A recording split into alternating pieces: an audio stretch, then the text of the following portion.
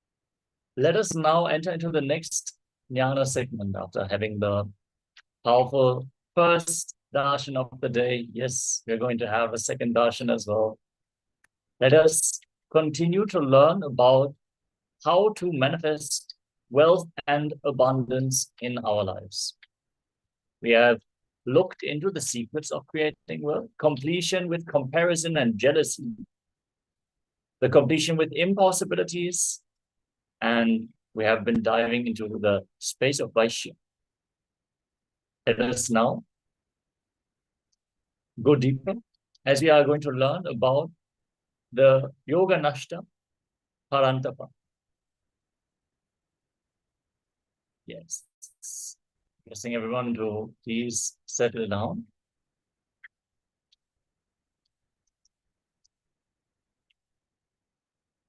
Yoga is imperishable. Krishna says, I'm telling you this very ancient science of the ultimate enlightenment, yoga. And being my devotee, my friend, you will understand the supreme mystery of this science. So now let us enter into this science as it is revealed by Sri Krishna. Just sit with a complete, open, relaxed being in the space of listening. Let us meditate on Sri Krishna, the greatest enlightened master, Jagat Guru. Shri Bhagavan Ovacha Imam Vivasvate Yogam Prokta Banaham Avyayam Vivasvan Manavevtaha Manurikshva Kave Bravit. Bhagavan says, I taught the sun god, Vivasvan, the imperishable science of yoga. And Vivasvan taught Manu, the father of mankind, and Manu in turn taught Ikshvaku. The science of enlightenment is eternal or nitya. It is neither new nor old. Yoga is imperishable, as Krishna declares. Avyayam. Anything created out of the space of completion stands eternally. 5,000 years ago, Krishna said, I gave this imperishable knowledge to Surya, the sun god. Vivasvan instructed Manu, the father of mankind, who passed this wisdom onto Ikshvaku. Here, Krishna gives the succession, the master-disciple lineage.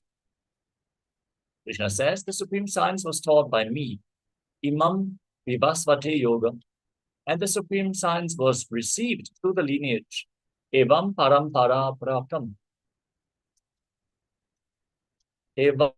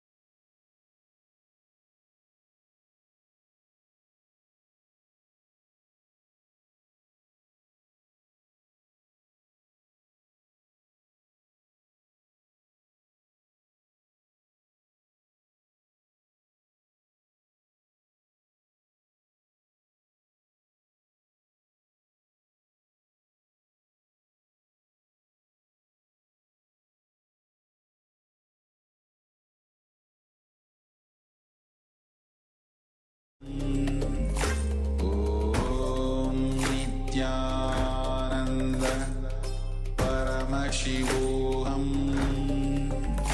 Om Nityananda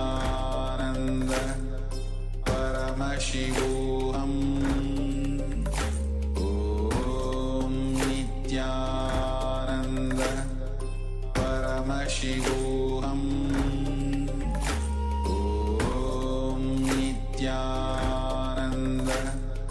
Paramashivoham Om Nityananda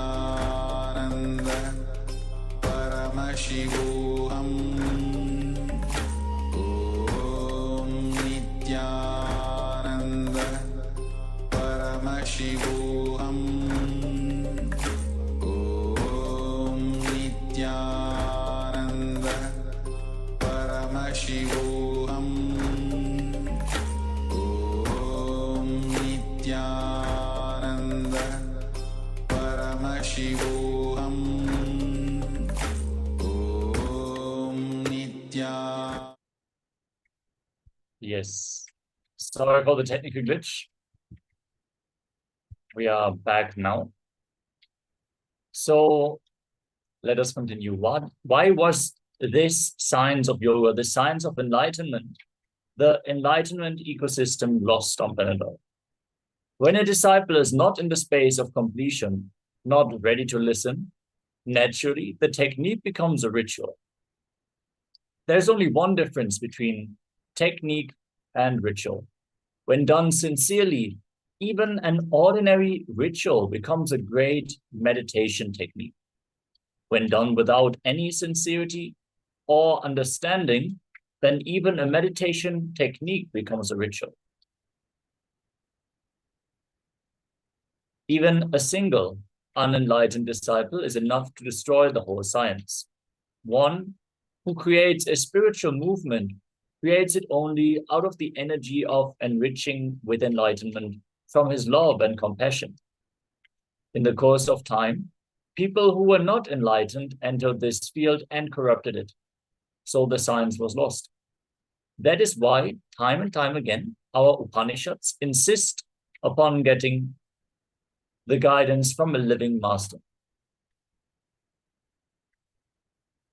Sa evayam maya tedya yoga prokta pura tanaha bhakto sime sakha cheti rahasyam khetaduttamam. That ancient science of enlightenment or entering into eternal bliss is taught by me to you, because you are my devotee as well as my friend. You will certainly understand the supreme mystery of this science. A disciple of a great master talks about Zen to his followers. An enlightened master comes to him and says, "You yourself have not become enlightened. What right do you have to teach others?" Out of ego, he says, "Don't you know? I'm the disciple of the great master." The Zen master laughs and says, "If you wash the cup in which you had tea, will that water have the same taste as tea?" So the person is just a successor. It is dangerous. He carries just the book and not the knowledge. Our Vedic masters transmitted the truths through their oral tradition. The disciple sits in Upanishad at the feet of the master. Upanishad means sitting with the master. Upanishad is nothing but a master who gets into a space and lets the disciples sit around and mirror his neuron activity in their brains. Here Krishna uses the words Raja Shayo Viduhu, meaning the science is given to kingly saints, to kings and enlightened masters, not just to any saint. Only they can preserve the science as it is. Only a rich man who has seen the outer world, enjoyed the material wealth, can realize its emptiness and enter into the inner world. Only a king can enter into enlightenment because he knows there is nothing in the outer space that can fulfill him. Let us listen to the Supreme Pontiff of Hinduism as he is sharing about the depression of success. As we just now learned, once your desires about the outer world success have dried up, that is when the seeking really deepens and you get ready to commit to the spiritual path. Let us now listen to Swamiji's share. Vasudevasudam devam Gamsachanuramardanam Devagi Paramanandam Krishnam Vande Jagadgurum Tatravasyastidan Partha Pitru Nadapidamahan Acharyan Madulan Pratrun Putran Pautran Suhinstatam. Arjuna sees in the army his fathers, grandfathers, teachers, maternal uncles, brothers, sons, grandsons, friends, and also his father-in-law and well-wishers. He sees all his family, his own family, standing there.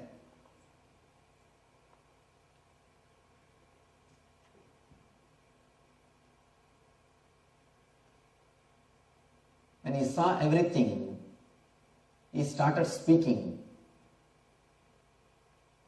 The next sloka is beautiful. Sloka. Drishtvevam svajanam Krishna Yuyutsum samubhastitam Sidandi mama gatrani Muganja parisushyati. My dear Krishna, after seeing my friends and relatives present here, the fighting spirit, with the fighting spirit, I feel the limbs of my body shaking and my mouth drying up. This sloka needs to be understood deeply. After seeing my relatives and friends, I feel I am not able to fight. Vebaduscha sarire me Roma harshascha jayate Gandivam stiram stehastat Tvakchaiva paridahyate. My whole body is trembling. My hair is standing on end. My bow Gandiva, the bow, is slipping from my hand and my skin is burning. This chapter is called Arjuna Vishada Yoga. You should understand the meaning of this chapter. Vishada means depression.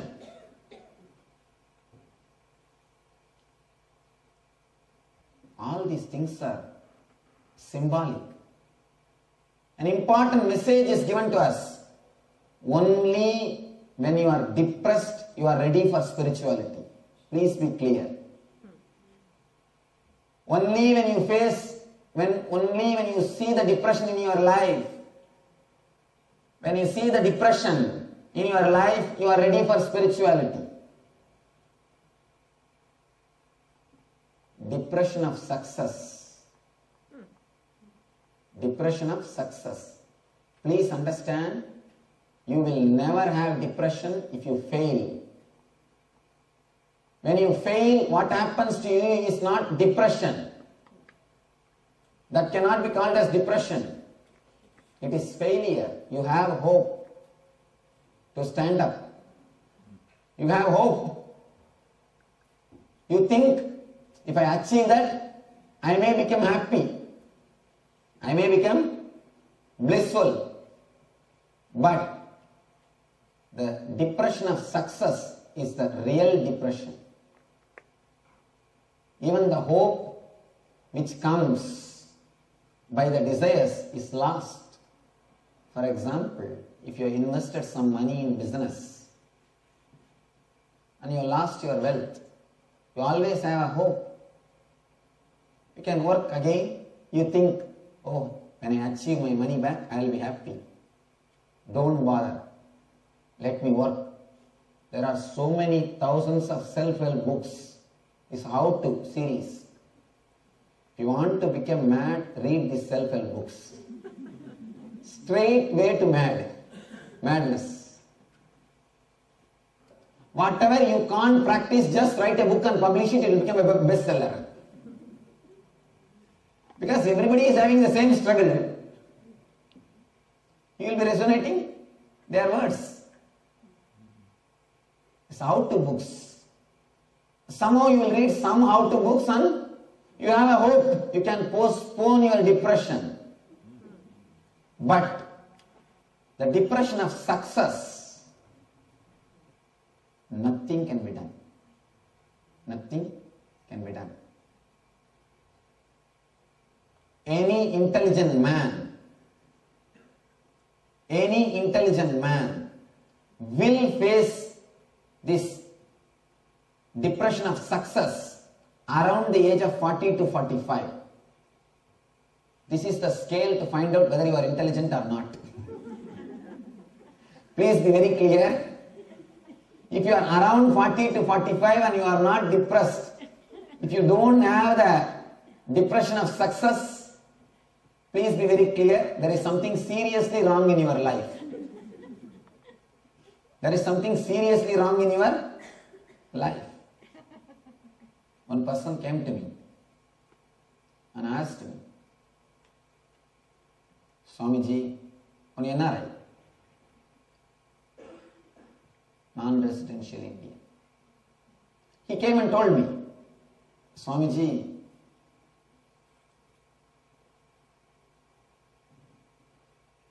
I came to this country with a big list, a big house with a swimming pool, 2 cars, and a beautiful family, at least $2 million in bank balance, this much of share. All these things I made as a list before coming here. I thought I will take 10 years to achieve all these things.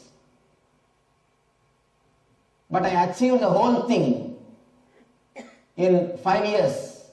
And you know how Indians work. And really, these guys work hard and save just like Indian habit, saving for generations. He says, in 5 years I made the whole thing, Swamiji. If I tick all the points, now all the points I have covered. Suddenly I realized I achieved what I want to achieve, but I have not achieved what far I want to achieve all these things. I achieved what I want to achieve, but I have not achieved what far I want to achieve all these things. I thought I will be happy, blissful, once I have all these things. This guy must have been fantasizing, seeing some TV program, lying just in the bank of swimming pool, in that swimming suit, with his wife next to him, with all the bottles and the umbrella in Hawaii Beach. That must have been the scene this guy would have visualized when he was writing this slip. But the poor guy missed one important point. He visualized all outer things, but he forgot he needs to have an inner space which can relax. He has visualized everything, including a smiling face, but he forgot something is necessary in your inner space for you to relax like that.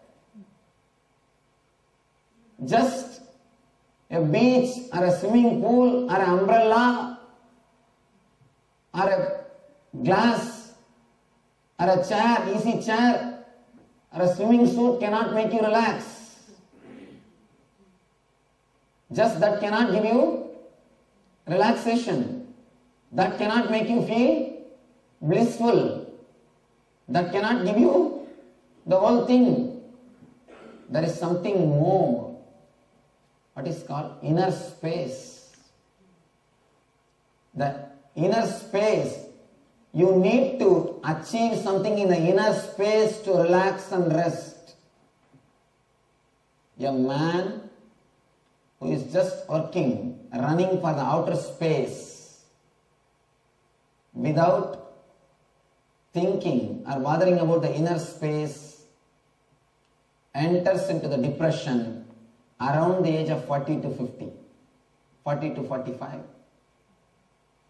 Once you achieve whatever you want to achieve in the outer space and you try to lie down the same way in the beach as you visualized, a beautiful beach, beautiful swimming pool, and your chair, and your umbrella, your wife, your swimming suit, everything is there. But suddenly you realize you are not able to relax. You are not able to relax. I always tell people, if you are sitting in the office and worrying, it is called work. If you are sitting in the home and worrying, it is called homemaking, taking care of the house, household duties. If you are sitting in the beach and worrying, it is called vacation. That's all. But you are worrying in all three places. Be very clear. The man who has not worked to achieve something in the inner space can never have vacation. All your vacation is just change of place, not change of space. You may change your place to worry, that's all. When you are sitting in the house, you are worrying, when I will go to the office, I have so much of work in the office. When you are sitting in the office, you are worrying, when will my vacation come, I wanted to go and lie down and relax. When you are lying in the beach, when you are having a vacation, you already started thinking about going back to the house. I don't know what has happened in the house. I don't know what has happened to my cats. I don't know what has happened to my pet. I don't know what's going on in the house. You already started worrying about the house. Be very clear. If you are sitting in the house and worrying, it is called homework. If you are sitting in the office and worrying, it is called work. If you are sitting in the beach and worrying, it is called vacation. Nothing else. The person who works just for the outer space, outwardly things, suddenly when he achieves everything in the outer world, realizes he is not able to relax. One important thing, by the time you achieve all the outwardly things, your car, house, family, bank balance, the tension or worrying has become a conditioning in you. It has become part of your being. After that, you will never be able to relax. It is like selling your eyes to buy a beautiful painting. You sell your sleep to get a beautiful bed. I have never seen such a size beds like this country. Here what you say as double size is the maximum size in India. And at least as far as I know, such big size beds, but so much of sleeplessness, so much of insomnia. You sell your sleep to buy beds. The other day I saw advertisement, sleep number. Oh God, what all new ideas. I can never understand when somebody says, I am not getting sleep, Swamiji. Because in India, I never heard of this trouble. I am born and brought up in a small village in India. It has become district headquarters just now. It was just a taluk. I have never heard the sleeplessness. Actually, in India, cards are made by rope, that by threads they will make the cards. There will not be even a bed. Just a diamond shape, threads will be tied and carts will be made. And cart is a luxury. Please be very clear. Cart is a luxury. But I have never seen people suffering without sleep. I have never seen people suffering without sleep. We sell our sleep to purchase bed. We sell our legs to learn dance. We sell our whole life to buy outwardly things. Till you have the hope, things are okay because you are running behind the hope. Almost it is around the corner. It's just there, you can catch it. As long as you have hope in your life. The moment your hope is fulfilled, you experience something called hopelessness. Please be very clear, if you have not achieved your goals, God has saved you. If God has not answered your prayers, desires, He is compassionate towards you.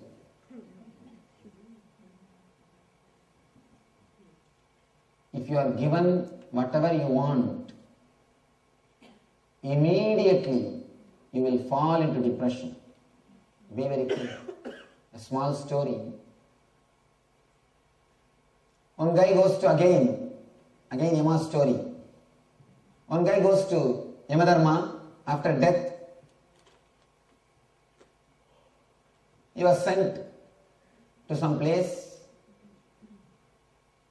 And there he saw a beautiful garden, beautiful place. And whatever he asked, immediately it is served. All the Devakanyas, Apsaras, they are all serving. Whatever he wants, whatever he asks, in 10 minutes it is there. 1 week it's okay. Everything is beautiful. He was enjoying. He was asking these, that, whatever he can imagine. After 1 week, he feels a little bored. What is this? Everything is there. What can be done? What else to do? All right, let us do something else. Innovate something more and does. After 1 month, really he feels same life, whatever I ask, immediately they bring. How long you can live the same way? After 3 months, he asked one Apsaras, one Devakanya, one servant maid, please can you tell the boss, I can go and have a look of hell just for a change. I am bored living in this way. I just wanted to see the hell also. The Apsaras immediately turned and said, where do you think you are? Where do you think you are? Where else you think all your desires will be fulfilled? When all your desires are fulfilled, you will be in hell. Please be very clear. As long as there are some desires, at least you will be running towards it. There is a hope. The moment they are fulfilled, what happens? You face something called depression of success. In one way, it is a great blessing. I tell you, that is why I was telling you. All intelligent people, they face the depression of success around the age of 40 to 45. It is actually God sent. If you are facing it a little earlier, you are more intelligent. Be very clear. The depression is God sent ambassador of divine. Unless you experience the depression, Unless you start asking, what am I doing? What is going on with my life? What do really I want? What's happening?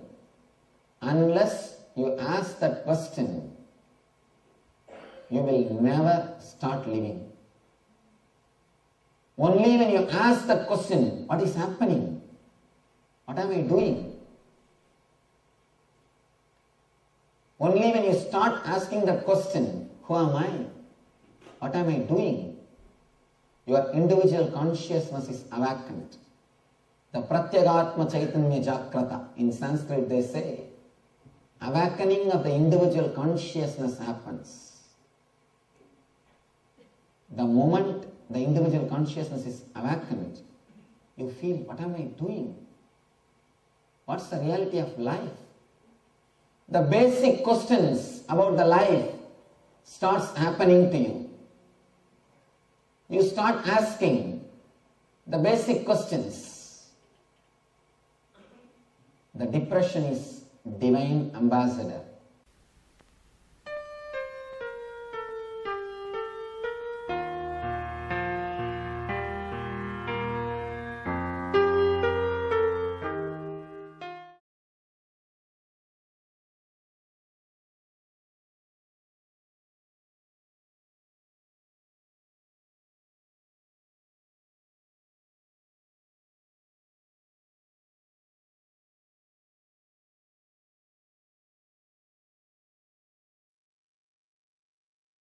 Yes, beautiful.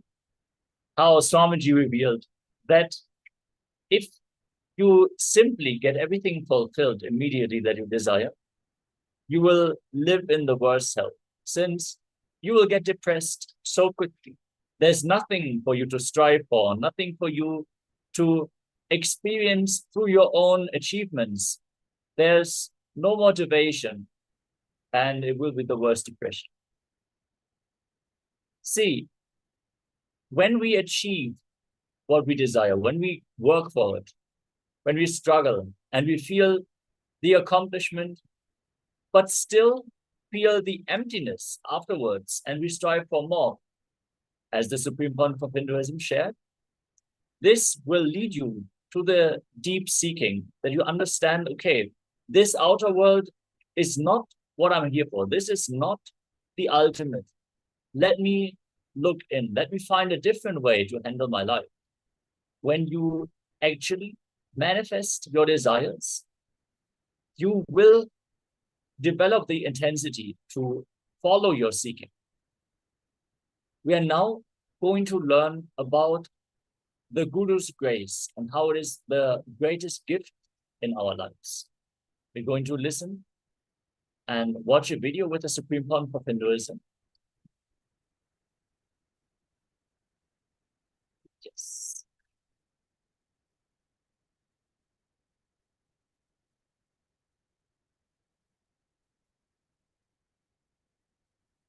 So facing some technical difficulties, we'll be right back with the next video with the Supreme Pontiff of Hinduism. Om Nityananda Paramashivoham. Om Nityananda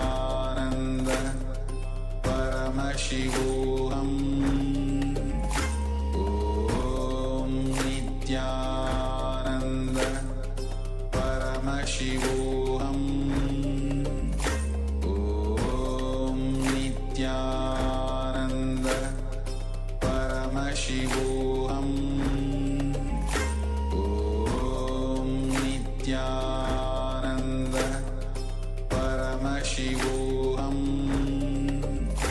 Om Nityananda Paramashivoham.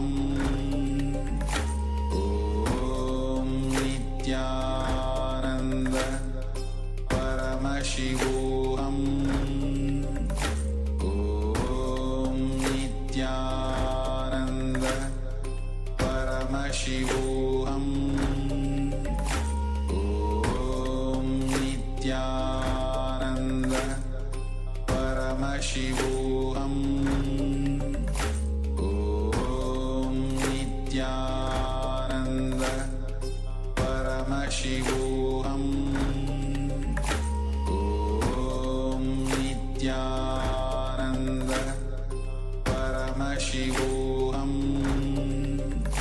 Om Nityananda. Paramashivoham.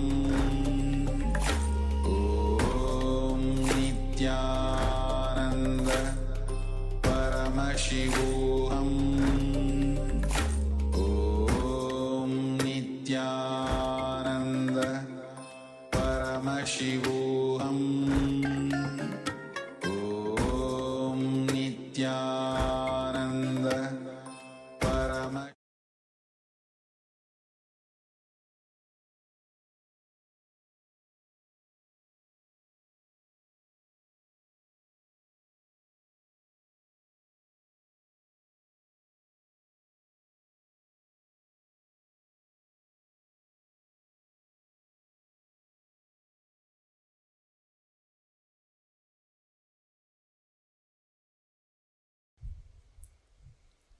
There are only two forces in your life. One, gravitation.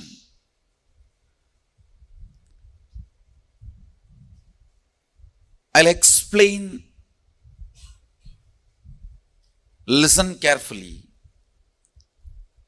What is gravitation in your inner space? Listen. I'm not just talking about the external gravitation force. I'm talking about gravitation power, or I should say powerlessness. Moving with the logic of this is the past, because of that this is the way the future will be. This is the way past was, because of that this is the way the future is going to be, is gravitation. Listen. If your thought current to run your life, oh, this is the way my past was, and this is the way my future is going to be. It is called logical lifestyle. That thought current is gravitation. There is one more energy current. Please understand.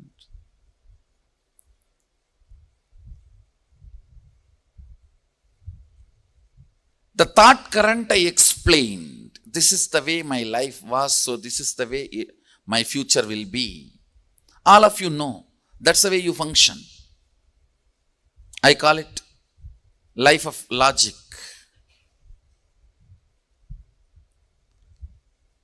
But there is another one. Energy current.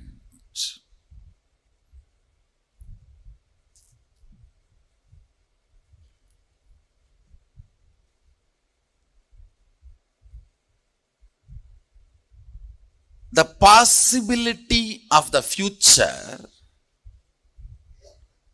not logically connected to your past,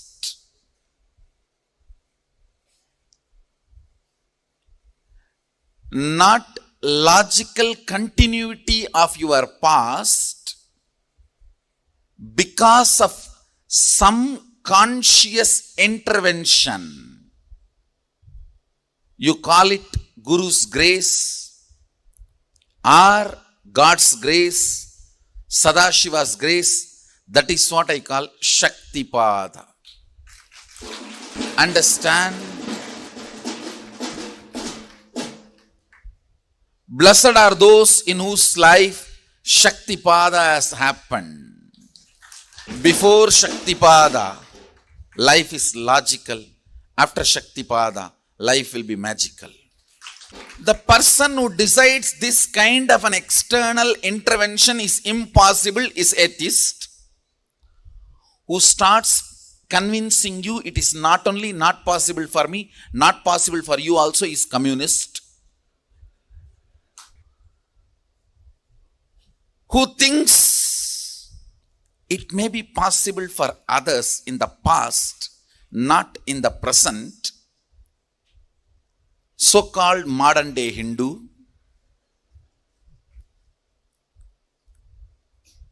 It is possible for me also. Maybe if I practice when I am about to die, agnostic.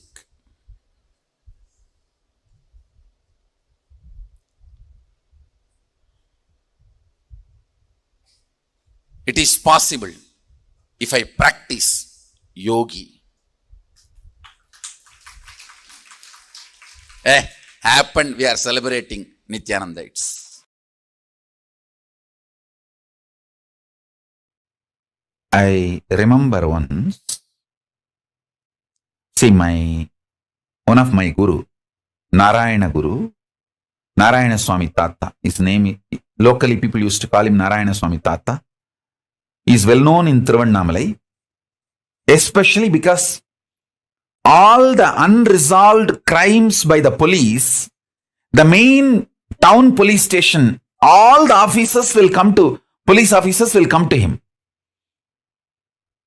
All the police officers who worked in Tiruvannamalai town 30 years before, they know this Narayana Swami Tata whom I am talking about. This Tata is instrument for building a Devi temple in Tiruvannamalai police station. In Tiruvannamalai police station, inside the station, there is a Unnamulayamman temple, Devi temple. That temple was built by the police people, and this Swami, Narayana Swami, was responsible for it. And that is a separate story. I'll tell that story later. Now, you listen to this Narayana Swami Tata's Leelas and few things. All these police people will come to him for resolving all the unresolved crimes. He will use his powers and give all the details. Where that criminal is hiding, where that thief is sitting, where that stolen goods are kept. Even in the murders, he will tell very clearly who has murdered, how the murder happened, and police will go and solve the crimes. One day, one person caught in a crime, not because he did a crime, but he was in a wrong place with the wrong people. So his friends took him, saying that, come on, let's go for rounds to roam around. Without telling this person, they are all planning for committing a crime. They just took him like a company. But when they went there, they all committed the crime, which the team committed the crime. This fellow went there without knowing that the plan was a crime. And this fellow was a devotee of this Narayana Swami Tata. Listen carefully.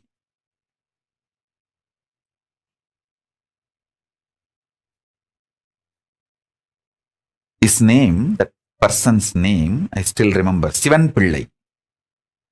That Sivan Pillai is a devotee of Narayana Swami Tata. That Sivan Pillai was called by his friends, come on, let's go for a trip. They took him.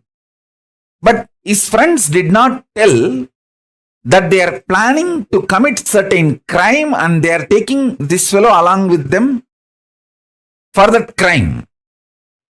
Because that gang, which was planning for a crime, they know this Tata will tell all the truths to the police and the police will arrest them. But if Tata's devotee is part of their gang, the Tata may save that gang to save his devotee. That was the plan. So they took this Sivan Pillai with them and committed the crime. The Sivan Pillai did not participate in the crime, but he was part of the team. He ran back to Tata, Narayana Swami Tata, and begged him, please save me. I did not do the crime and they lied. They did not tell me that they are going to commit this crime and they just took me with them. Even though I have not done the crime, but I was part of that team when the crime was committed. Tata said only one thing. All right, go and sit. He particularly mentioned one cave in Arunachaleshwara hill, in the Arunachala hill. He said, go and sit in that cave. Don't come out of it. You will get the food inside the cave. As long as the food comes to you, don't come out. Eat, stay, don't worry, don't come out. This fellow is such a obedient disciple, he went and did the same. As usual, the police came to Tata to resolve this crime. And Tata gave all the instruction and he showed all the team fellows and all of them got arrested other than his devotee.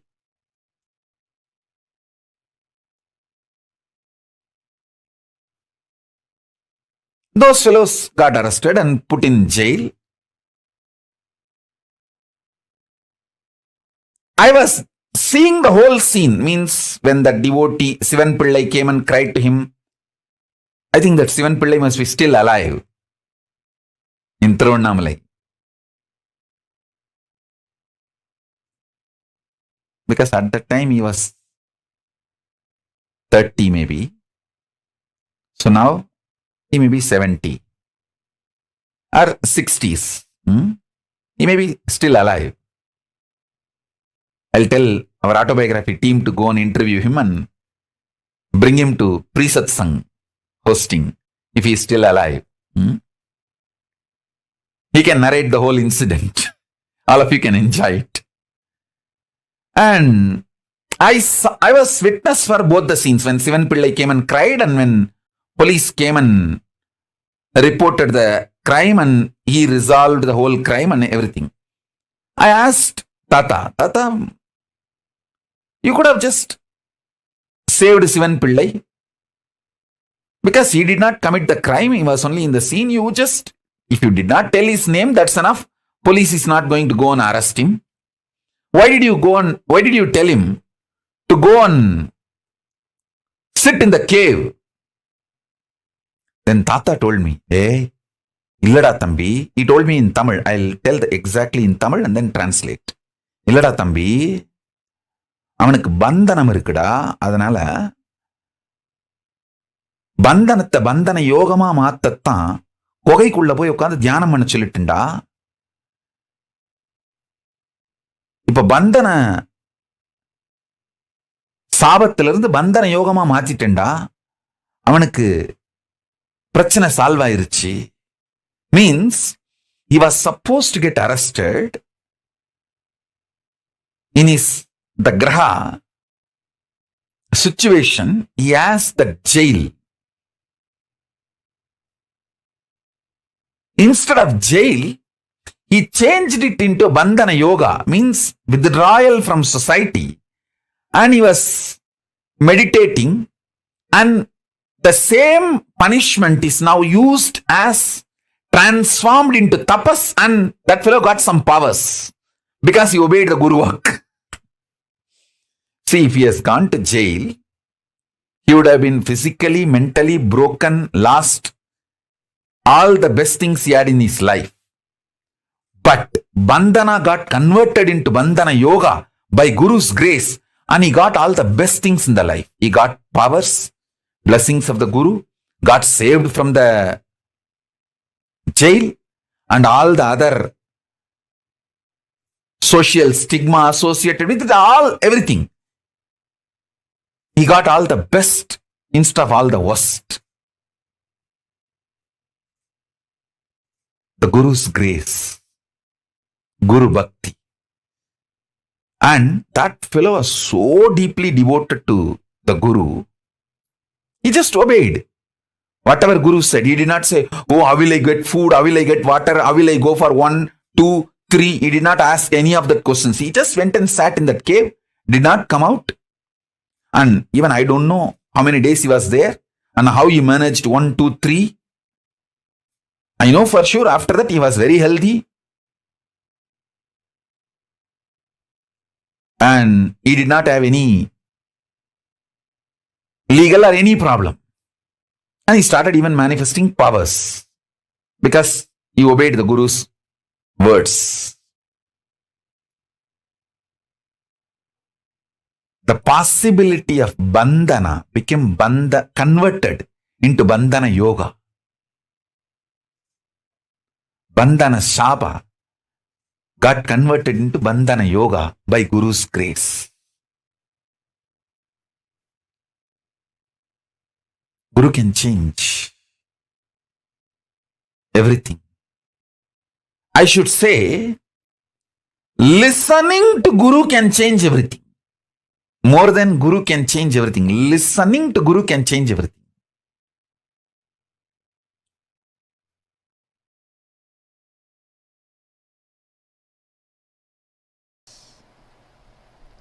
I still remember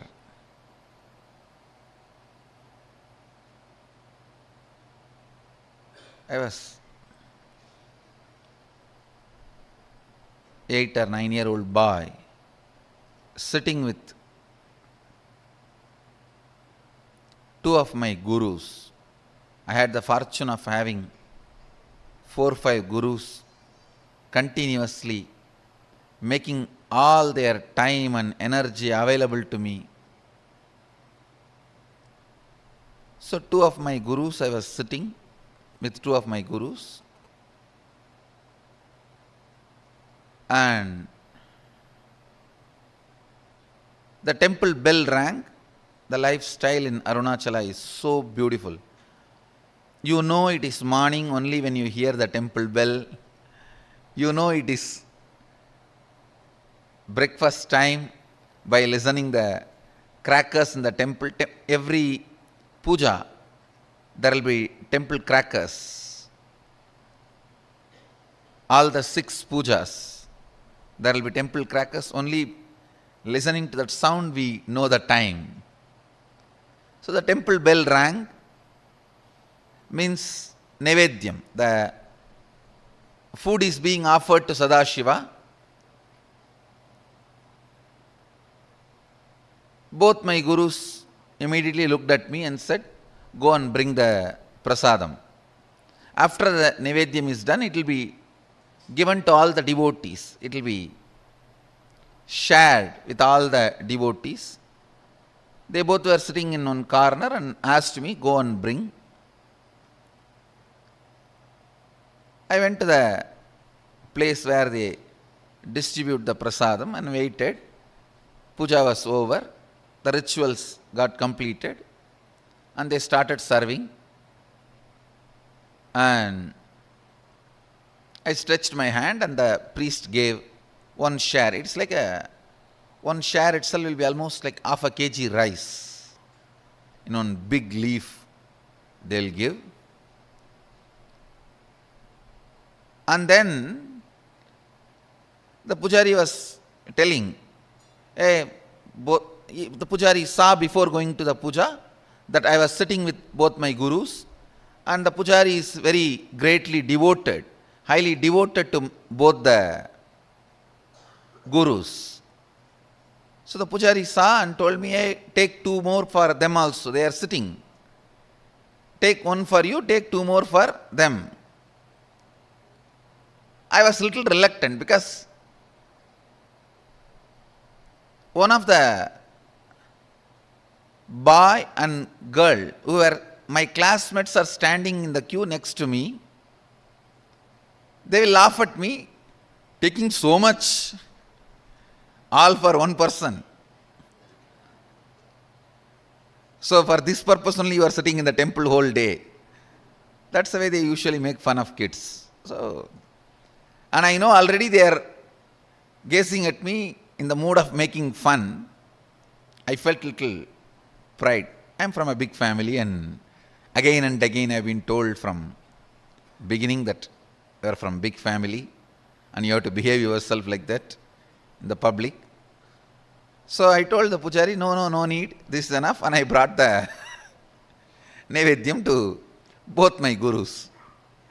They asked, hey, where is our share? Did the pujari not give? As if they both eat. Actually, both the fellows doesn't eat anything. Very rarely they will touch and put 2-3 grains in the mouth and give it to other people who are sitting with them. And I said, no, you don't eat. You eat rarely. This is more than enough for all 3 of us. They asked, no, did that pujari give or not? I said, yes, he gave. He wanted to give. He asked me, take 2 more to both the Swamis. Then they asked, why did you refuse? No, behind me, my classmates were standing. They will make fun of me that I am taking so much. Am I going to eat so much? And for this food only I am in the temple. They will tease me. I don't want to get teased by them. So I brought only my portion. Till this moment they were very casual, laughing, smiling. Immediately I saw Kuppamal staring at my eyes and saying, go to their shop street and beg and bring the food. That's the word she uttered. They both own a shop. This means their father owns a shop. The same street where my father also owns shop, and the whole street is literally ruled by my grandfather. He is the head of that whole association. So I always walk in that street with the pride. I'm a grandson of this guy, And all the shop owners are either family or friends. So any shop we enter and eat anything, whether it is jaggery or dal or anything in any of the shops is free, and we'll directly go and sit. And in village actually we know literally everyone's name, and it's a different lifestyle. But in that same street I have to beg now. All will make fun. What happened to your grandfather and his wealth? They will ask all questions and they will tell my grandfather. That is the next problem. That your grandson is begging in the street. Why you are not giving food for him? Of course, one good thing I had. I think this is the greatest boon Sadashiva gave. Just obeying the Guru Vak. I think that's the greatest wealth I brought with me, I tell you. The future may think, future may describe various things as my main contribution. Some may say my Gurukul is my contribution, and some may say the science of manifesting powers is my great contribution. Some may say science of enlightenment is my great contribution. But I tell you, the greatest thing I brought, which was useful for me, is surrender to the Guru Vak.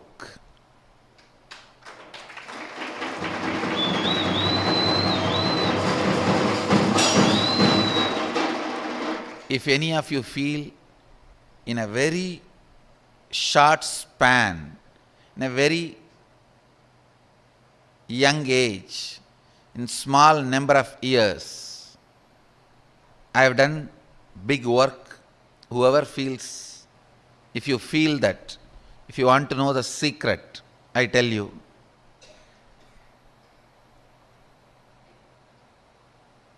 complete surrender to the Guru walk to the letter and spirit that reduced lot of time wastage.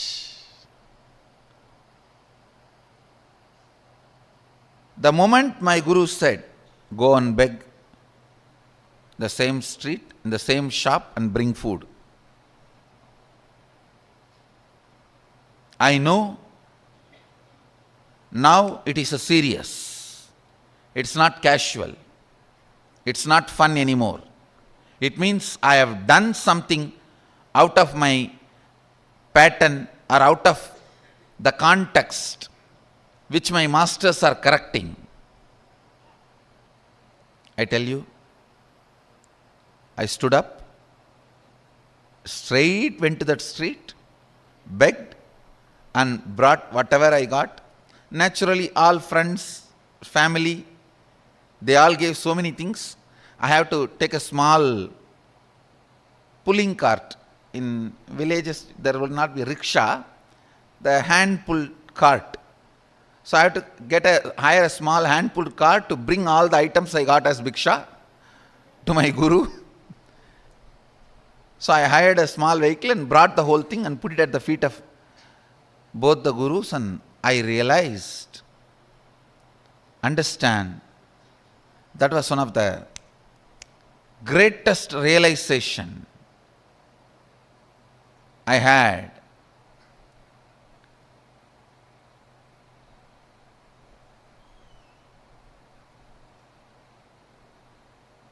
I should not be bothered about imaginary opinions of others. I tell you, the liberation that happened at that moment is still now useful for me.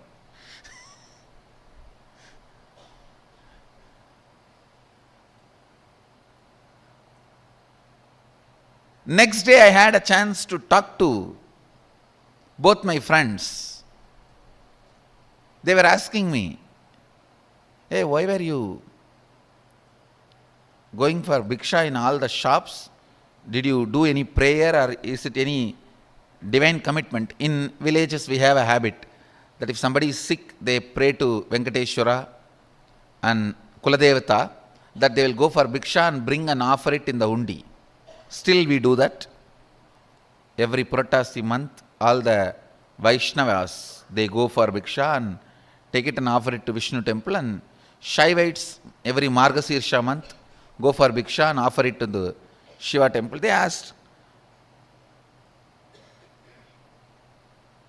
when both the friends asked me that, hey, did you have any prayer? Why were you begging? In the mind I was thinking, only you fellows are responsible for my begging. And only now I understand, you guys did not even have the idea which I was thinking you guys will be having. After 50, if I come out of one pattern, then what about the second pattern? That 90. Third pattern?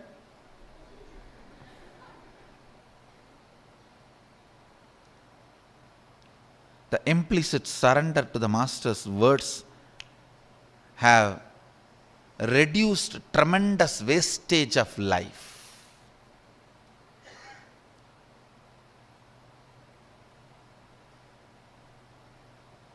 Money saved is money earned. Time saved is time earned. Life saved is life earned.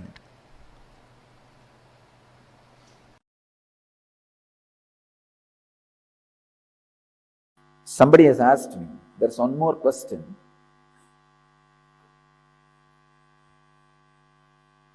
What is it that is really working for the seeker? Is it self-effort or Guru's grace? This is one of the important problems seekers face in their life. Is it Guru's grace or self-effort? If it is self-effort, why do we need Guru? If it is Guru's grace, why should we do any self-effort? I am solving this paradox, this problem once for all. Understand, you need to have self-effort to be in Guru's grace. You need to have Guru's grace to have self-effort. Both are not contradictory. When you catch Guru's grace, put your self-effort to be in the grace. Avoid all the negative talks, negativity about the master and you.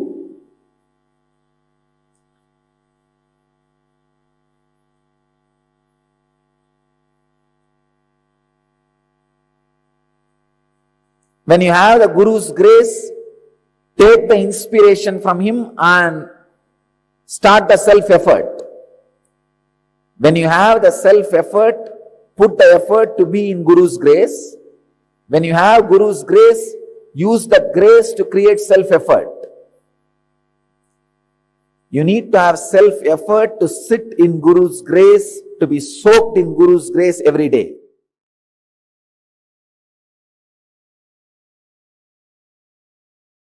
The beauty of Hinduism is it does not claim monopoly over Nirvikalpa Samadhi or enlightenment.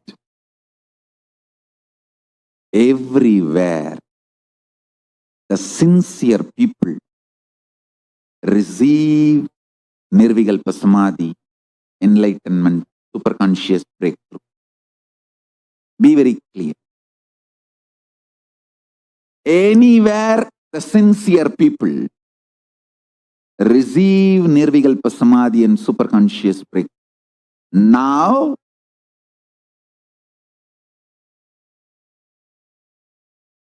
I have been sent to planet Earth to initiate, inspire, emanate this Nirvikalpa Samadhi, superconscious breakthrough, to give you the experience continuously. So all of you receive the stimulus package from Paramashiva first. Listen. Sincere practitioners, either you practice unclutching, completion, oneness,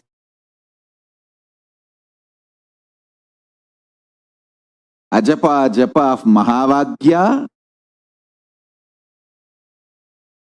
intense yoga, sincere puja, any of these practices I initiated you into. Deep feeling connection. You are qualified to receive the large chunk of this stimulus package from Paramashiva, superconscious breakthrough.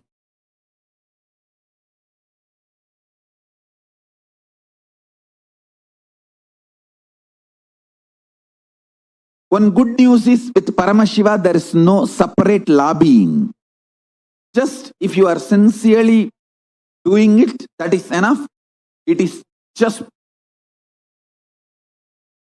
literally you are bombarded with superconsciousness. Paramashiva searches, seeks wherever the seekers are. He seeks the seekers and bombards them with a superconscious breakthrough.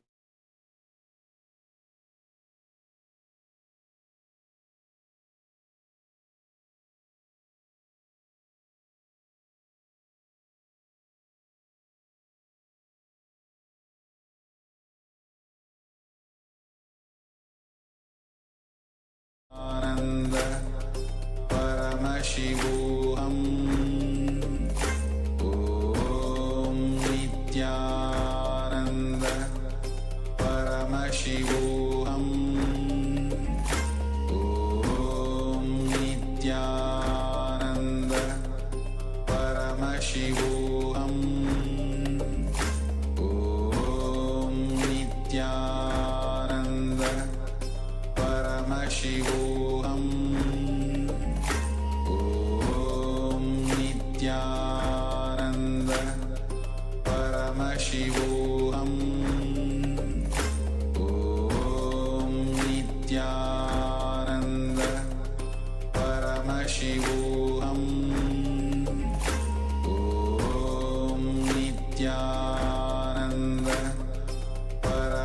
Paramashivoham. Om Nityananda Paramashivoham. Om Nityananda Paramashivoham. Om Nityananda Paramashivoham. Om Nityananda Paramashivoham. Welcome back. Now we'll be moving on to a internalization exercise. So we have this logic that something happened in the past and we extend it to the future and believe that this is how future is going to be. This kind of mental setup is gravitation. Swamiji has called this gravitation. But let's understand the other side. The possibility of the future, not logically connected to your past because of conscious intervention. That conscious intervention, that is the Guru's grace or God's grace, Paramashiva's grace. That is what is ultimate. The gravitational way of thinking is something happened in the past, same will repeat in the future, or similar will repeat in the future. Understanding that the future possibility is not logically connected to our past is understanding the ultimate, that is Guru's grace. Swamiji has shared how he fell in love with Advaita because the teachings, the Dhamma of Arunagiri Yogeshwara, he fell in love with Advaita, oneness. And he had a strong click that he can never fall into powerlessness. And he's always powerful. Even fear cannot frighten him and death cannot kill him. So this, for us to have such a strong experience, we'll be doing an exercise. Look in and pen down at least 2 situations that happened in your life when you experienced Guru's grace in your life. Listening to Guru changed your life. Maybe it was a simple call in your heart for Swamiji. Or say, for example, when Swamiji opened the door for Kailasa and you became an or you just came for one inner awakening.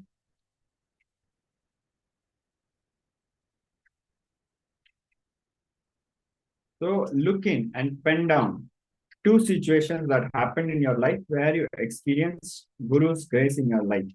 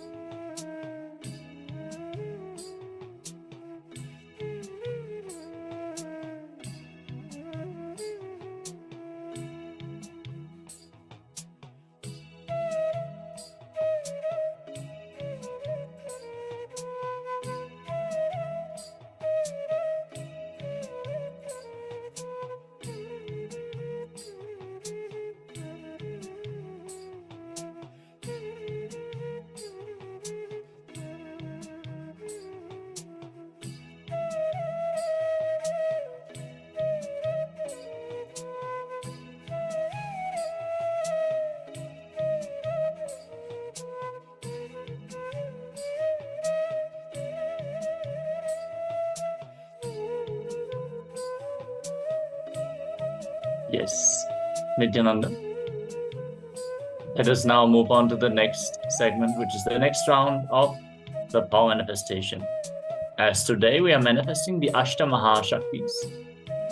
We are going to move to the next round where we are going to increase our own body height and our own weight. Don't worry, this is not the same thing as weight gain. This is a power manifestation where you can change your very weight, and it actually liberates you from all these limiting ideas that you carry about your own weight also. Since you know you have the freedom to just play with it, you can just increase it, decrease it, increase your size, decrease your size, however you want. You're not limited by any social ideas about what is the right weight or what is the perfect height of the body. You can simply play. You can become as big as a mountain and as small as an atom. So let us get ready and enter into this power manifestation. Make sure you measure your own body height before we enter into this power manifestation. You can measure your height against the wall. You can maybe stick a piece of paper against the wall to not draw on the wall itself. Use a book or something similar and place it on top of your head. Then mark your height with a pen. You have like measuring tape, you can use that as well.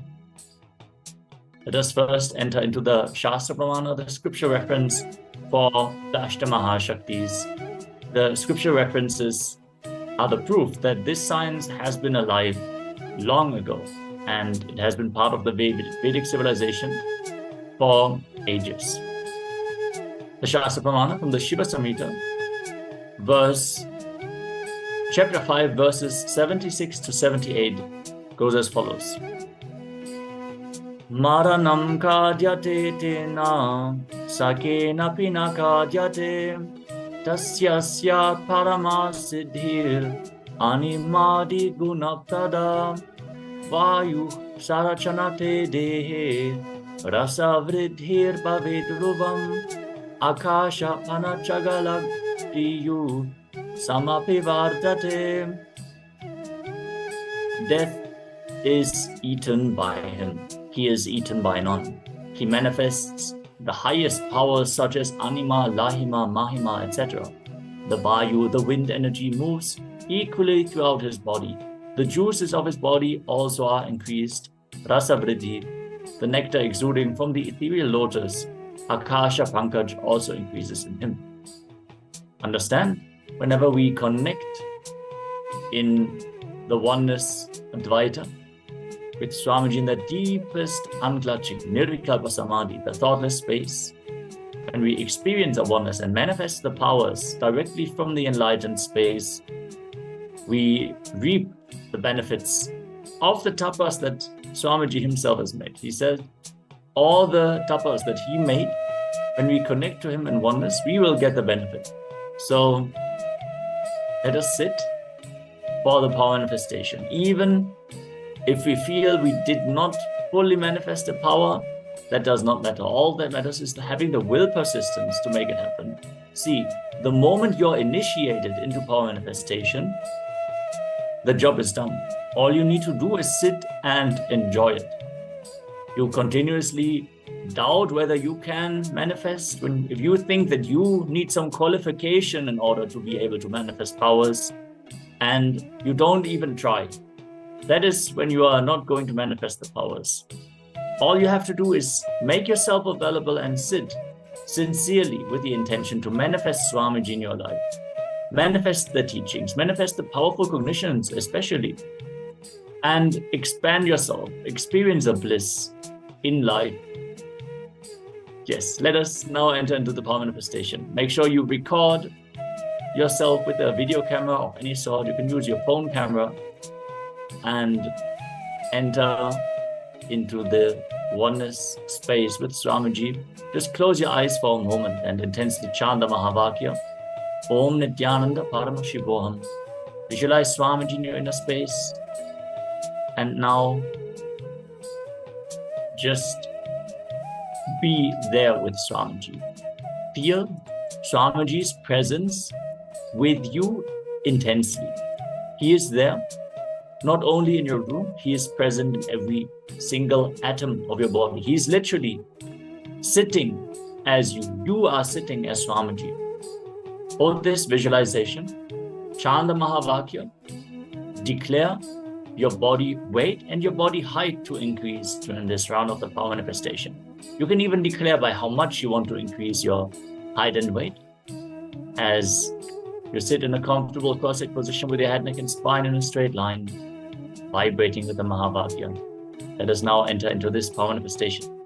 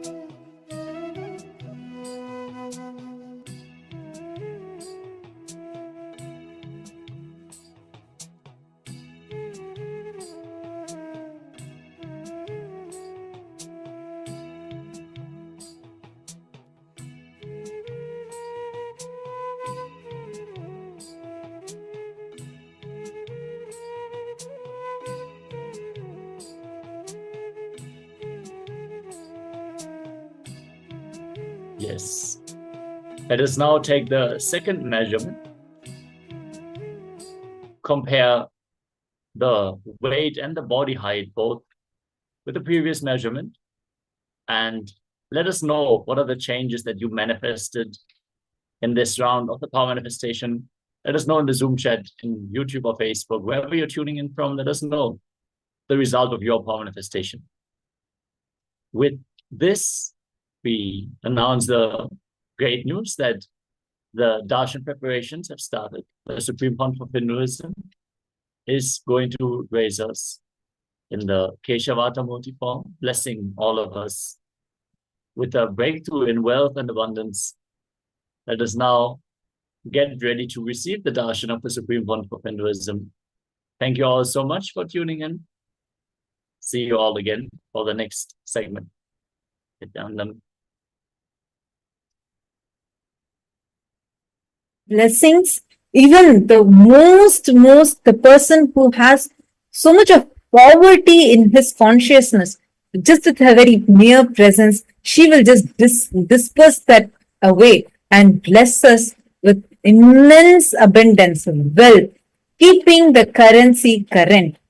Anyone here, if anyone is stuck because of loans, debts, you're being constantly struggling, and you're really looking forward to have a breakthrough of this in your life. If anybody here is struggling and you're really wanting to have a breakthrough, saying that I really want to have a breakthrough of this issue that I'm currently facing in my life, where wealth is not happening for me, I'm not experiencing abundance. Anybody is stuck like that, please do let us know in the chat, because tomorrow's day, actually the Tithi has already started. We're already having different rituals being performed in our temples, and tomorrow we are going to be fully focusing on you experiencing, you having the experience of manifesting abundance and auspiciousness in your life, so that any kind of struggles you might be struggling with, you might have been having some kind of an issue with related to money, wealth, where you're not able to manifest enough money in your life, you've been struggling because of it, and you've always been faced with some kind of issues. No matter how much effort you put in, still something is just not being right, which is blocking you from experiencing the manifestation of wealth. You do not need to worry, because tomorrow's day, the cosmic mother, Devi Mahalakshmi, is that divine feminine energy who, just by her mere consciousness, can create so much of abundance in people's lives. Bless us all to have the most blessed experience, to be able to not just make our dreams come true, but her presence is so immense that any person who's struggling with poverty, whether you're struggling with poverty consciousness or the external poverty that you've been struggling a lot with, you're not able to have a breakthrough, no matter what you struggle, you're still always being stuck. Tomorrow we have this auspicious day, the Devi Mahalakshmi Jayanti, that is happening. And we are going to have very special, unique offerings that are going to happen. And the Kailasa temples around the globe are going to be making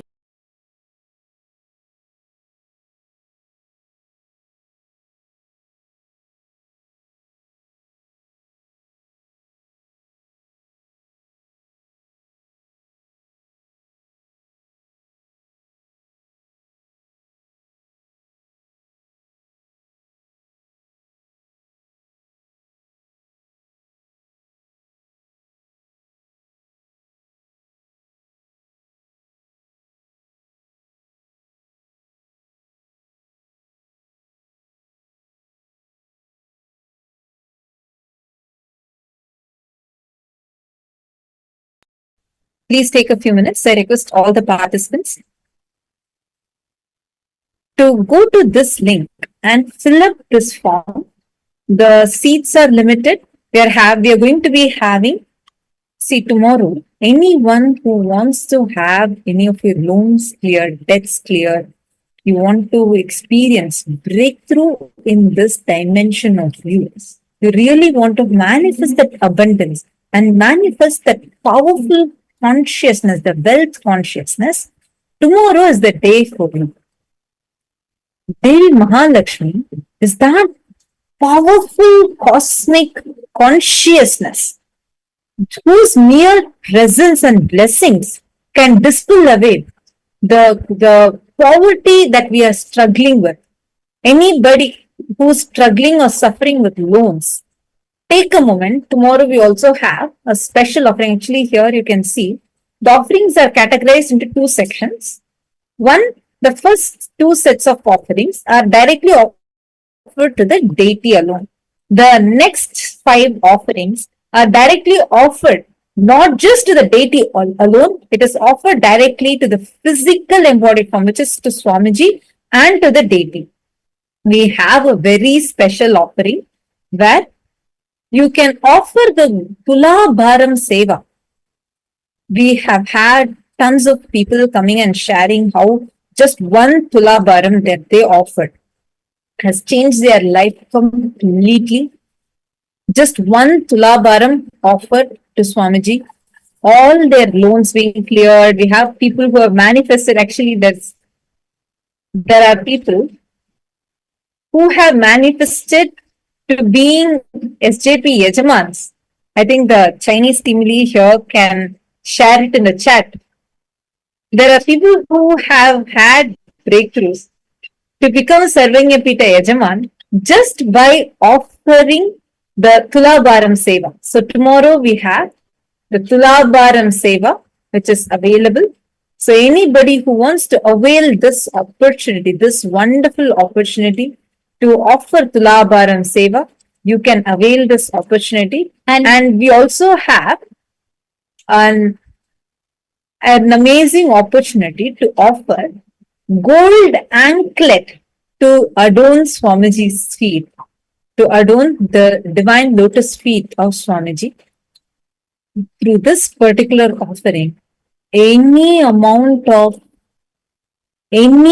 kind of inauspiciousness stuck with you, any kind of obstacle that you are struggling with because of, see, what Brahma writes in his hand.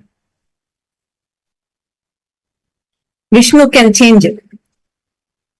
What Vishnu can change it.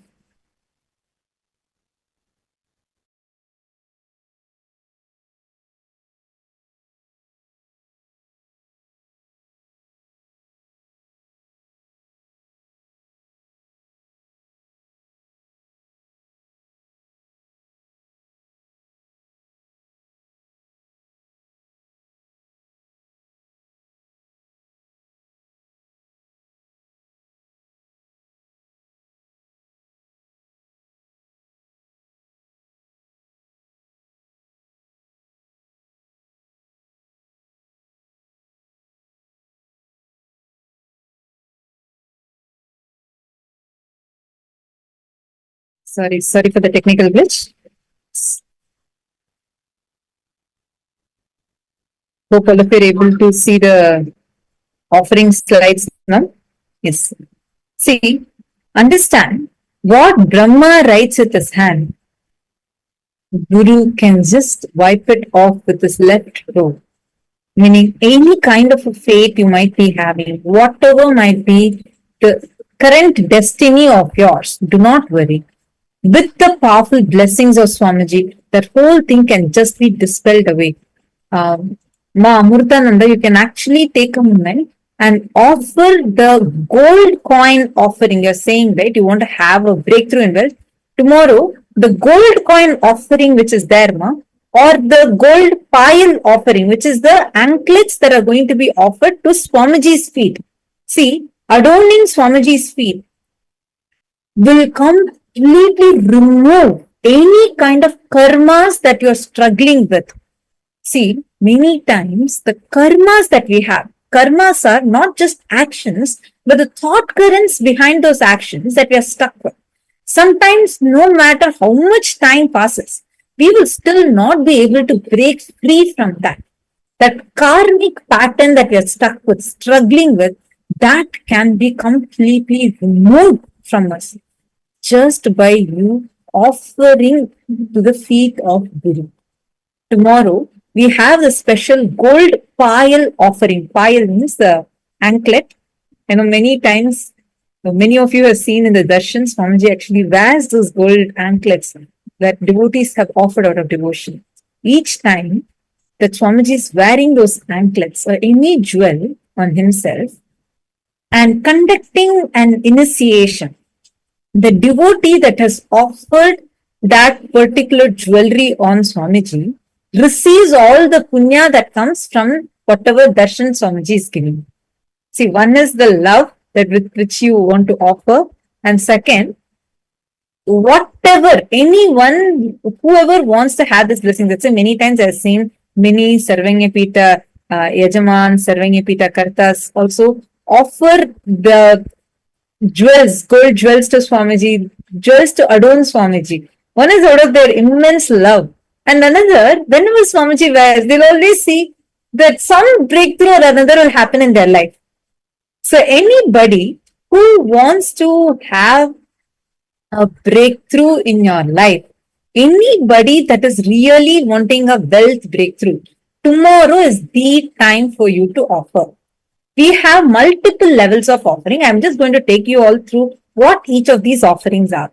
The first offering is Mahalakshmi Ashtottaram.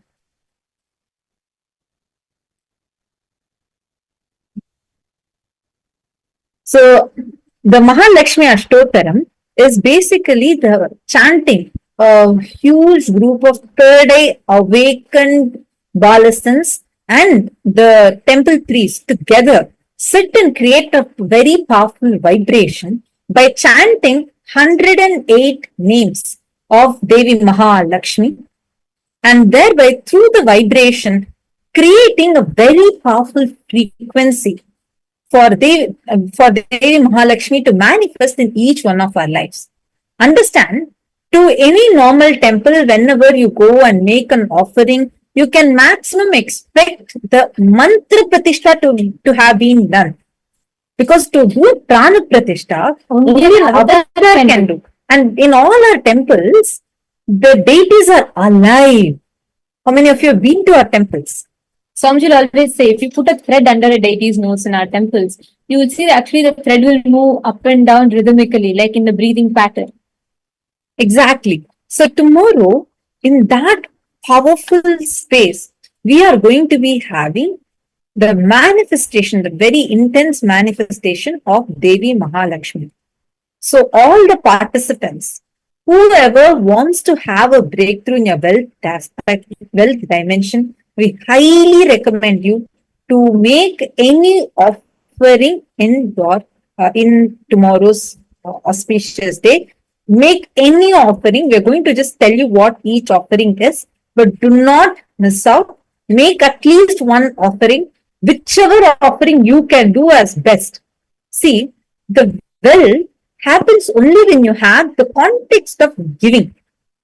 Because whenever you feel, only when you feel you have, you'll feel like giving. So when you give, when the best way, when you offer to God, you will get showered with immense blessings. If you offer any, there's actually no amount you can compare to what you'll be receiving. Here, the gods and goddesses are alive.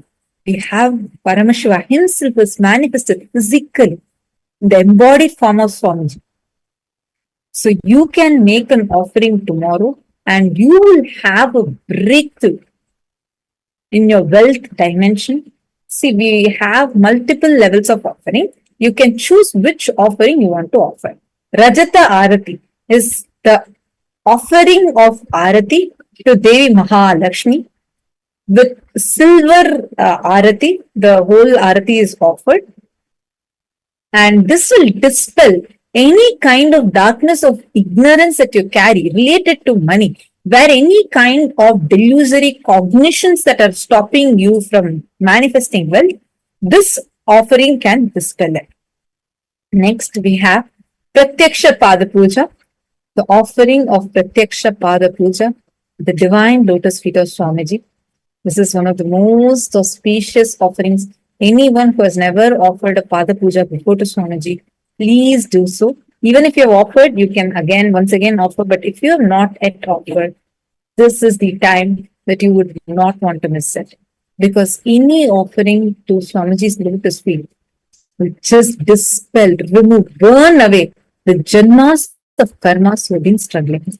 And I also see many of you are already posting that you want to offer. You can all head to the link that's posted in the chat. And I also see many of you have already signed up. Grab this opportunity. This comes only once in a year. Do not miss this. Please head to this link and please sign up. And you will see that the moment you sign up, all the options are available in that and you can make your offering. See, this time is the most auspicious time for us to connect to the deity. This is the most auspicious time for us to connect to Devi Mahalakshmi. This is the time where she herself descended, she herself came down to experience the connection, to be intensely available to people. Anyone who wants to experience breakthrough in life, she is available right now. And in the next 24 hours, you can understand why we have these particular tithis. Why do we celebrate these festivals as tithis? Because during a certain tithi, cosmologically, all the energies align to give us a certain experience and to make the higher frequency more accessible to us. And that is why if you see whether it is Mahalakshmi Jayanti, Krishna Janmashtami, we have fixed like a proper tithi and timings and muhurta based on which we celebrate these festivals. And I also see already people have started signing up. I'm seeing many of you who have started signing up. That is wonderful. And you can actually see everyone that have already started signing up. I'm seeing continuously I'm seeing in the back end, many of you have already started signing up. Wonderful. I just wanted to say you have made the best decision because this opportunity comes only once a year. Tomorrow is specifically for wealth manifestation. Today, the patterns you've written down can simply see Kriya Pada is a very unique aspect of Hinduism where using specific rituals, we are given the power to directly connect with the cosmos through the vertical time zones and access the best gifts from the vertical time zones. At least with there are many other temples where there are people who conduct rituals, but how sure can you be if these are authentic? And not just that, they only have the mantra pratishtha that is done. Here, you can be 100% sure that these rituals are all conducted as per the Vedagamas. Specific agamas are used and exact reference temples for each ritual we have. You will be given an opportunity to sit in the two-way video conferencing. If you can go to the nearby Kailasa temple, like you're living in Toronto, let us say, you can go to the Kailasa Toronto temple tomorrow or Kailasa Los Angeles temple tomorrow so that you can physically also take part in the rituals.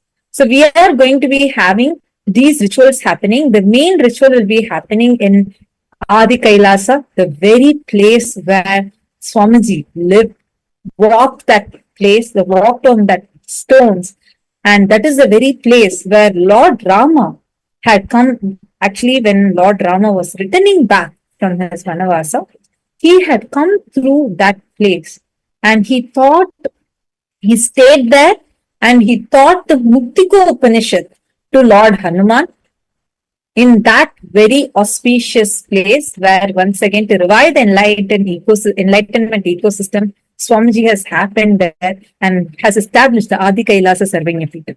And in this auspicious kshetra, we are going to be having the rituals being conducted tomorrow on the very time when Devi Mahalakshmi manifested in all her glory and splendor, radiating the divine auspiciousness.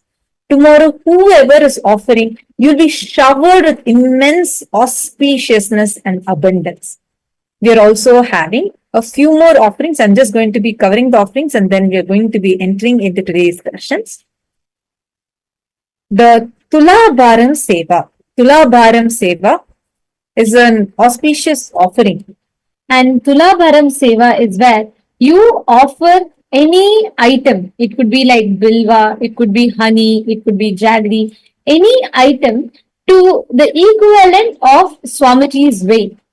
So the Tulabharam Seva is one of the powerful ritual through which you offer to Swamiji the any item. Like for example, if you want healing in health, you choose a particular item, or like jaggery, it could be bilva leaves. Each different items you can choose, and you can offer it that item equivalent to the amount of Swamiji's weight. It's a very popular, one of the very prominent rituals in Hinduism, because this is so powerful. Literally every single Hindu almost will do this, because it's one of the most powerful rituals through which, just by offering a certain item to equivalent to the weight of the avatar, here weight of Swamiji's, you experience liberation from all of those different aspects, the dimensions that you want to have breakthrough in. The next offering that we have is the gold coin offering. Understand, anyone, this is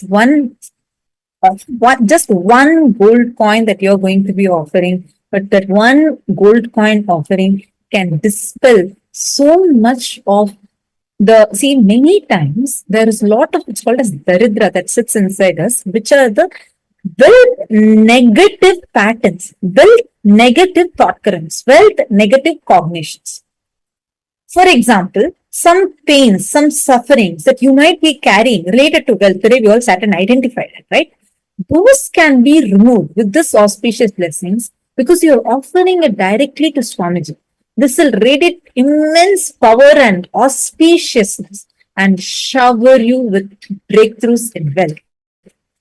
Tomorrow, it is like you are having the perfect recipe for wealth manifestation. One, today you have been empowered with learning these powerful cognitions.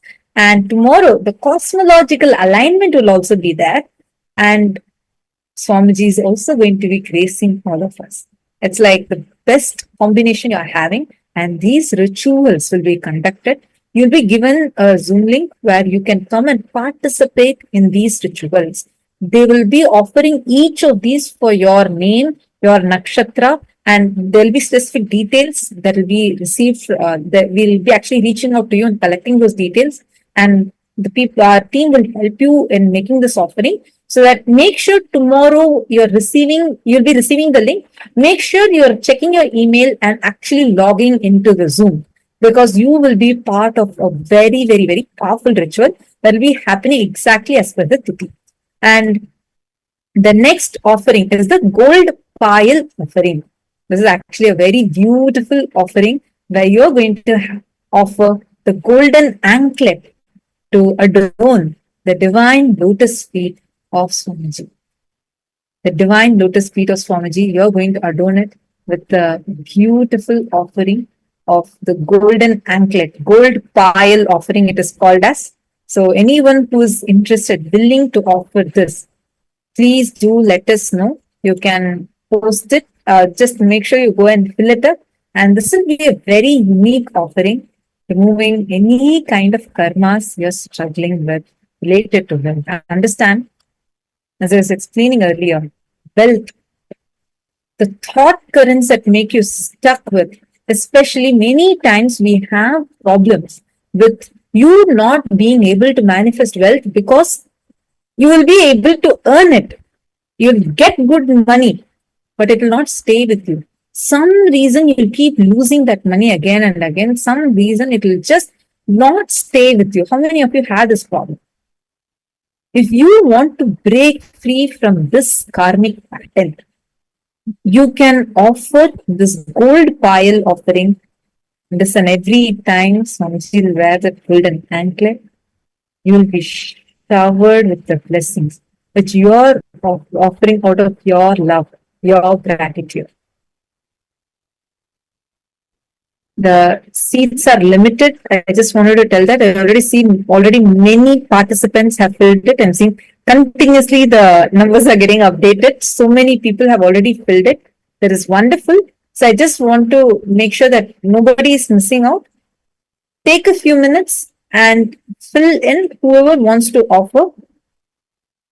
The next offering is offering of 108 gold coins to Devi Mahalakshmi, where you are, and offering this gold coin offering will also directly be offered to Swamiji and to Devi Mahalakshmi's deity, and you will see this is a very, very powerful offering once again to give you breakthroughs in your wealth aspect. It will be like literally you'll be showered with wealth, abundance, auspiciousness in your life. Take a few minutes. I'm just going to give you all a few more minutes. If any of you want to fill up, this link is available. Take a few minutes and please kindly fill it up.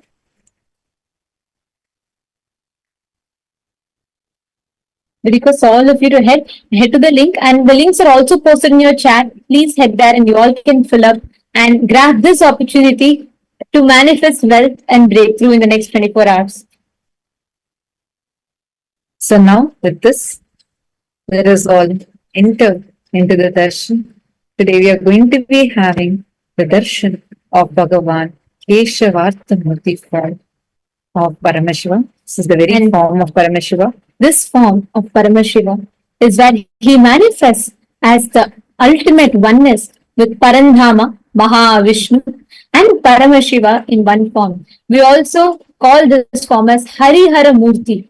This is a form where Hari, Parandhama, and Haran, Paramashiva are one and the same. This form radiates that eternal auspiciousness. Anyone connects to this form of Paramashiva will experience so much of bliss and abundance in their life. So now let us all get ready to receive the darshan. We will now be chanting the Dhyana Shloka of Bhagavan Keshavarthamurti form of Paramashiva. We request all of you to please sit straight and intensely connect to Swamiji. Chant the Mahavakya as we chant the Dhyana Shloka.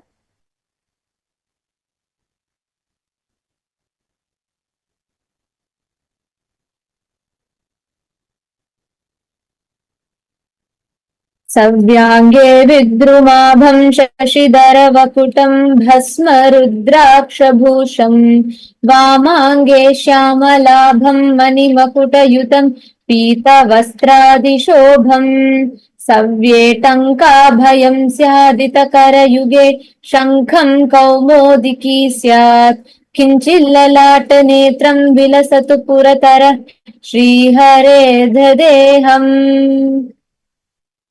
सव्येटङ्कं परस्मिन् कटकसुजलजं सिन्धुवेणीसुनन्दम् वामार्धे सत्किरीटं रुधिरजलनिभं व्याघ्रचर्माम्बराढ्यम् भालर्धे लोचनार्धाकलितसमपदं शुभ्रयज्ञोपवीतम् हर्यर्धं नौमि शम्भुं सकलशुभकरं सर्वसम्पत्कराढ्यम्. The meaning of this verse goes as: right side is Shankara, left side is Vishnu. Shiva is reddish color smeared with bhasma and having crescent moon on his jatajuta. He is wearing Rudraksha mala and having the third eye on his forehead, Ganga on his head. He is wearing tiger skin with white sacred thread on his shoulders. Left side is Vishnu with blackish body. He is wearing a golden crown studded with jewels. He is wearing a golden dress. He is wearing golden earrings, necklaces, all.